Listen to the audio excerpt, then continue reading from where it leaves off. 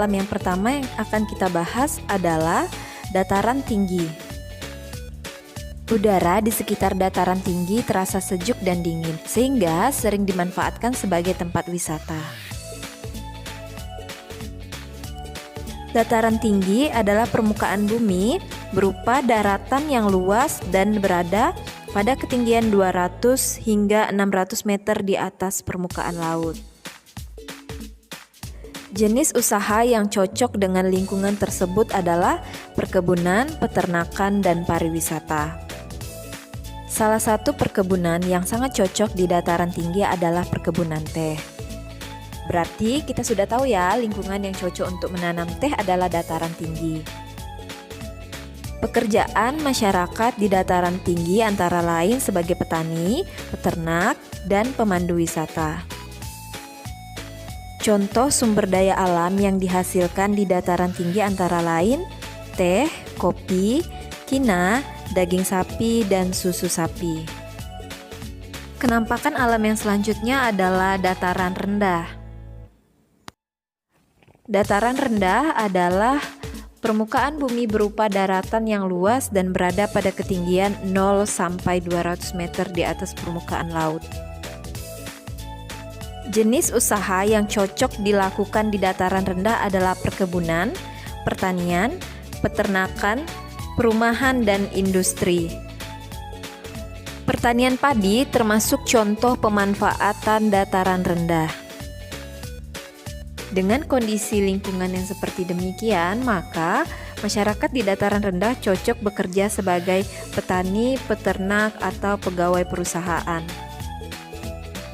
Contoh sumber daya alam yang dihasilkan dari dataran rendah adalah padi, tebu, karet, kelapa sawit, ayam, itik, sapi, kambing, dan ikan air tawar.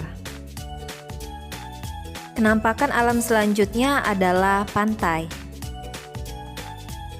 Pantai adalah daratan yang berbatasan langsung dengan laut.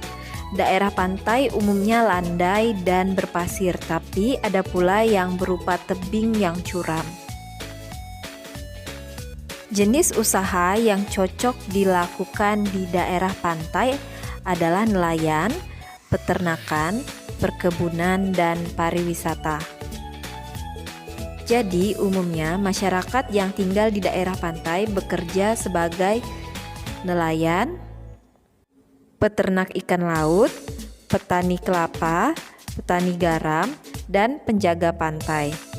Sumber daya alam yang berasal dari pantai berupa ikan laut, udang, cumi, rumput laut, kelapa, dan garam. Kita akan membahas ciri-ciri dari habitat sumber daya alam yang bisa tumbuh di dataran tinggi maupun di dataran rendah, yaitu padi. Padi dapat tumbuh di dataran rendah dan tinggi di daerah beriklim tropis. Padi ini cocok tumbuh di kondisi tanah yang berhumus dan digenangi air. Nah, dapat dilihat bahwa lahan pertanian padi ini berair ya. Selain itu, berdasarkan gambar tersebut, kita juga dapat melihat bahwa padi ditanam pada lahan terbuka karena membutuhkan cahaya matahari. Umumnya, padi ditanam di lahan yang luas dan datar atau di tanah yang miring.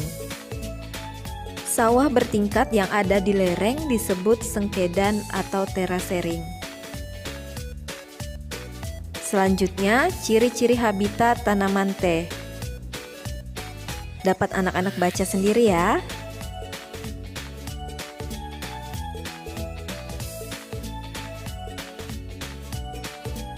Oke, saatnya kita menyimpulkan.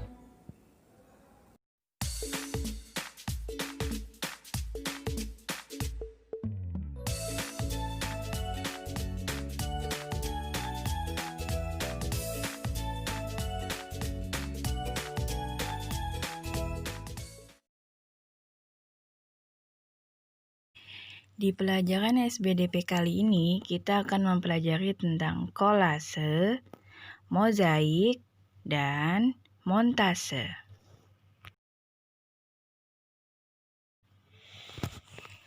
Apa itu definisi kolase dan mozaik? Definisinya adalah seni rupa 2 atau 3 dimensi dari berbagai bahan yang ditempel pada suatu media bidang datar.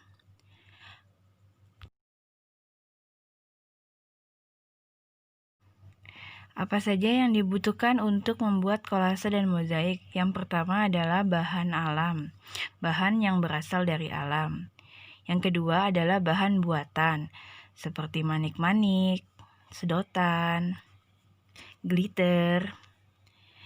Selanjutnya adalah bahan yang digunakan untuk membuat kolase dan mozaik adalah media tempelnya atau media bidang datarnya, seperti kertas, papan triplek, dan atau juga bisa dengan plastik keras. Alat tersebut adalah gunting, lem atau perekat lainnya, misalnya double tape atau isolasi, kemudian pensil dan alat pewarna. Gunanya bisa untuk membuat sketsa sebelum kita menempelkan bahan-bahan di atas kertas. Kita buat sketsanya dulu dengan pensil dan pewarna tersebut. Bisa juga untuk menghias. Apa sih perbedaan antara kolase dan mozaik? Kalau kolase, bahannya bisa satu atau campuran bermacam bahan. Bisa dari bahan alam dan bahan buatan. Sedangkan mozaik itu hanya satu jenis bahan. Contohnya, kita lihat ya. Di situ ada gambar contoh kolase dan contoh mozaik. Kita lihat yang gambar burung hantu itu mozaik. Nah, jadi kalau mozaik itu hanya satu bahan, itu misalnya seperti kulit kuaci. Nah, dia hanya satu bahan, sedangkan kolase itu ada campuran berbagai macam bahan. Yang seperti di gambar kita lihat itu ada buah, jeruk nipis dicampur dengan dahan atau ranting. Kemudian yang paling pojok bawah itu ada manik-manik buatan manusia dan daun-daun kecil yang dijadikan sebagai rambutnya. Definisi montase yaitu seni rupa teknik tempel dengan menggabungkan beberapa gambar atau foto yang membentuk suatu tema baru. Jadi kita mencari gambar-gambar tertentu sesuai dengan tema yang akan kita buat. Kita filterkan temanya dulu, baru kita cari gambarnya. Lalu kita gunting. Adalah contoh-contoh montase dengan temanya masing-masing.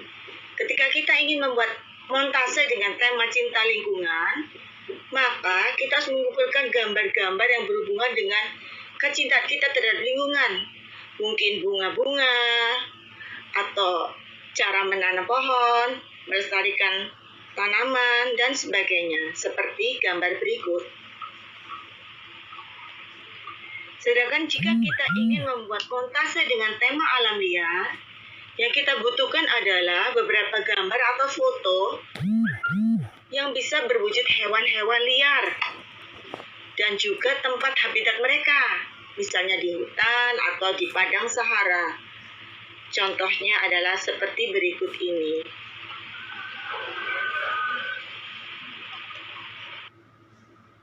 Yang terakhir adalah apresiasi. Apakah itu apresiasi?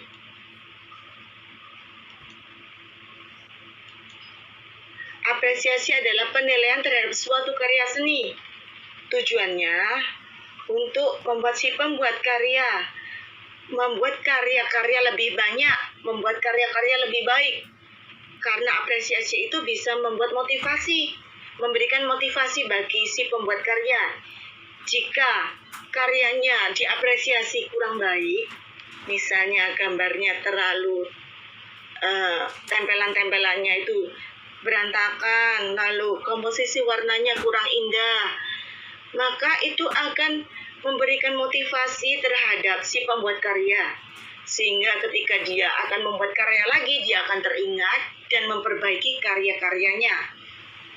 Jika apresiasi itu berupa apresiasi yang bagus, misalnya gambar itu karyanya sudah bagus, tempelannya sangat rapi, tidak ada bahan-bahan yang terlepas, dan kemudian susunan warnanya itu sangat indah, atau membentuk tema yang sangat bagus, sudah sesuai dengan temanya, maka itu akan membuat si pembuat karya memacunya untuk membuat karya baru lagi, karena dia tahu bahwa karya-karyanya itu bisa menimbulkan kesenangan untuk orang lain dan bisa membuatnya